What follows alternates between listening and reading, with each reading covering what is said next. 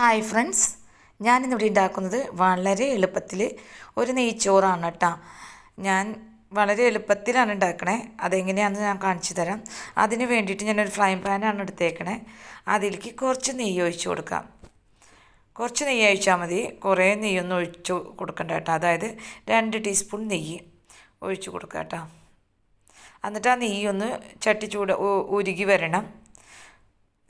ഇപ്പം നമ്മുടെ നെയ്യൊക്കെ ഒന്ന് ഉരുകി വരുന്നുണ്ട്, കണ്ടില്ലേ? എന്നിട്ടൊന്ന് ആകെ ഒന്ന് ചിറ്റിച്ച് കൊടുക്കാം നമുക്ക്. ഇനി എന്താ ചെയ്യേണ്ടതെന്ന് വെച്ചാൽ ഇതിലേക്ക് നമുക്ക് സ്പൈസസ് ആണ് ഇട്ട് കൊടുക്കേണ്ടത്. അതിന് വേണ്ടിയിട്ട് ഞാൻ ആദ്യം തന്നെ ഇടാൻ പോകുന്നത് ഏലക്കായാണ്. 2 ഏലക്കായാണ് ഇട്ടേക്കണത് കേട്ടോ. ആ ഏലക്കായ ഒന്ന് പൊട്ടണം. പൊട്ടി കഴിയുമ്പോൾ പട്ടയാണ് ഇട്ട് കൊടുത്തേക്കണത്. ഒരു ചെറിയ കഷ്ണം പട്ടയാണ് കേട്ടോ ഇട്ടേക്കണത്. ഇത് നന്നായിട്ടൊന്ന് അതിൻ്റെ ഒരു മൂത്ത് വരണം. അപ്പം നമുക്ക് ഒരു 3 ഗ്രാമ്പു ഇട്ട് കൊടുത്തിട്ടുണ്ട്. 3 ഗ്രാമ്പുമാണ് എടുത്തേക്കണത്, അതാണ് ഇട്ട് കൊടുത്തേക്കണത്. അത് നന്നായിട്ടൊന്ന് പൊട്ടി വരണം. അത് നന്നായിട്ട് പൊട്ടി വരുമ്പോൾ നമുക്ക് ഇനി അതിലേക്ക് വഴനലയാണ് ഇട്ട് കൊടുക്കേണ്ടത്. അതിലേക്ക് നമുക്ക് ഒരു വഴനലയുടെ ഇല ഇട്ട് കൊടുക്കാം. ഈ വഴനല ഇടുന്നത് നല്ല മണം കിട്ടാൻ വേണ്ടിയിട്ടാണ് കേട്ടോ. അതും കൂടി ഇട്ട് കൊടുത്തിട്ട് ഇതെല്ലാം ഒന്ന് ഈ നെയ്യിൽ കിടന്നിട്ടൊന്ന് മൂത്ത് വരണം. നമുക്കൊന്ന് ഇളക്കി കൊടുക്കാം. ഇത് നന്നായിട്ടൊന്ന് മൂത്ത് വന്നാലാണ് ടേസ്റ്റ് കിട്ടുള്ളൂ. ഇനി ഞാൻ അരി കഴുകി വെള്ളം വെച്ചിട്ടുണ്ട്. ഇത് 1 ഗ്ലാസ് അരി കഴുകി വെള്ളം വാർന്ന് വെച്ചതായിരുന്നു കേട്ടോ. അതാണ് നമ്മൾ ഇപ്പോൾ ഇട്ട് കൊടുത്തേക്കണത് കേട്ടോ.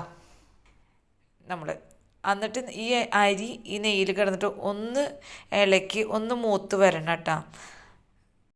അതുവരെ നമുക്ക് വെയിറ്റ് ചെയ്യണം. നമുക്ക് ഞാൻ ആ അരി പാത്രത്തിൽ അരിയൊക്കെ പറ്റി പിടിച്ചിരുന്നൊക്കെ എടുത്തിട്ട കാരണമാണ് നേരം വൈകിട്ടാണ്. അത് കഴിഞ്ഞിട്ട് നമുക്കൊന്ന് നന്നായിട്ടൊന്ന് ഇളക്കി കൊടുക്കാം. നന്നായിട്ട് ഇളക്കി ഇതൊന്ന് പൊട്ടി വരണം. ഈ അരി ഒന്ന് പൊട്ടി വരണം. അതുവരെ നമുക്കൊന്ന് ഇളക്കി കൊടുക്കാം. നന്നായിട്ടൊന്ന് ഇളക്കി കൊടുത്ത് അതൊന്ന് പൊട്ടണ വരെ വെയിറ്റ് ചെയ്യണം കേട്ടോ. നന്നായിട്ട് ഇളക്കി ഒരു 5 മിനിറ്റ് കഴിയുമ്പോൾ അരി ഒന്ന് ജസ്റ്റ് ഒന്ന് പൊട്ടി തുടങ്ങും.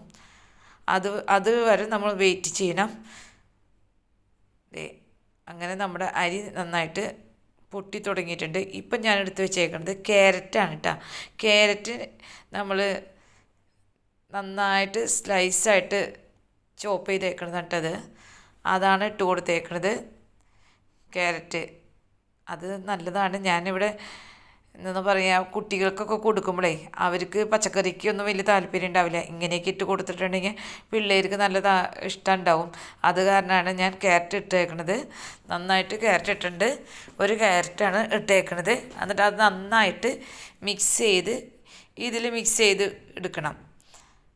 കണ്ടില്ലേ? അപ്പോൾ ചോറ് തന്നെ ഒരു വേറെ കളറിലാണ് വരുന്നത്. പിള്ളേർക്കൊക്കെ ഭയങ്കര ഇഷ്ടമാവും. അത് കാരണം ഇതുപോലെ തന്നെ ചെയ്തോളൂ കേട്ടോ. ക്യാരറ്റ് ഇട്ടിട്ടുണ്ടെങ്കിൽ നല്ല ഭംഗി ഉണ്ടാവുകയും ചെയ്യും. പിന്നെ പിള്ളേർക്ക് ഇഷ്ടപ്പെടും, ആരോഗ്യത്തിനും നല്ലതാണ്. അത് കാരണമാണ് ഞാൻ ക്യാരറ്റ് ഇട്ട് നന്നായിട്ട് മിക്സ് ചെയ്തേക്കണത്. ഇപ്പോൾ ഇതിൽ ക്യാരറ്റും ഇതെല്ലാം റെഡി ആയിട്ടുണ്ട്. ഇനി ഞാൻ ഇതിലേക്ക് ഒഴിക്കാനുള്ള വെള്ളം 1 ഗ്ലാസ്സിന് 1.5 ഗ്ലാസ് വെള്ളം എടുത്തിട്ട് അടുപ്പത്ത് ഉപ്പിട്ട് അപ്പുറത്തെ അടുപ്പത്ത് വെച്ചിട്ടുണ്ടായിരുന്നു. ആ വെള്ളം നല്ല തിളച്ച വെള്ളമാണ്. അതാണ് ഇതിലേക്ക് ഒഴിച്ചു കൊടുത്തേക്കണത്. 1 ഗ്ലാസ് അരിക്ക് 1.5 ഗ്ലാസ് വെള്ളമാണ് എടുത്തേക്കണത് കേട്ടോ. എന്നിട്ട് അത് ഓരോരുത്തരുടെ അരിയുടെ വേവ് അനുസരിച്ചായിരിക്കും. ഞാൻ ഇങ്ങനെയാണ് എടുത്തേക്കണത്. ആ തിളച്ച വെള്ളം ഇതിലേക്ക് ഒഴിച്ചു കൊടുക്കാം. എന്നിട്ട് ഇതൊന്ന് അടച്ച് വെച്ചിട്ട് നമുക്കിതിൽ വെള്ളം വറ്റിച്ചെടുക്കണം. ഒരു 5 മിനിറ്റ് നേരം കഴിയുമ്പോൾ നമുക്ക് തുറന്ന് നോക്കാം.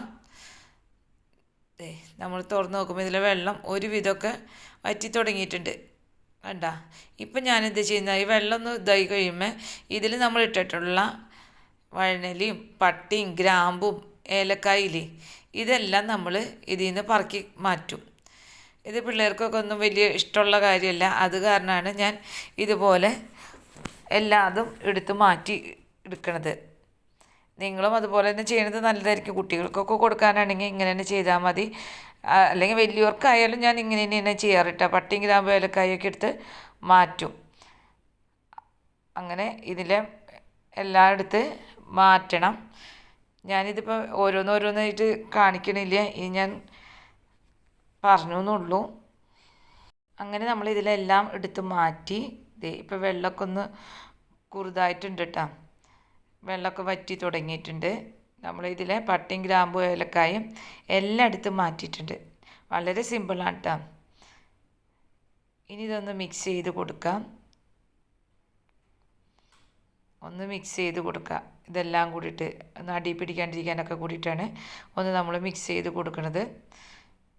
ഇനി നമുക്ക് ഇതിൻ്റെ മീതെ കുറച്ച് നെയ്യ് ഒന്ന് തൂളി കൊടുക്കാം.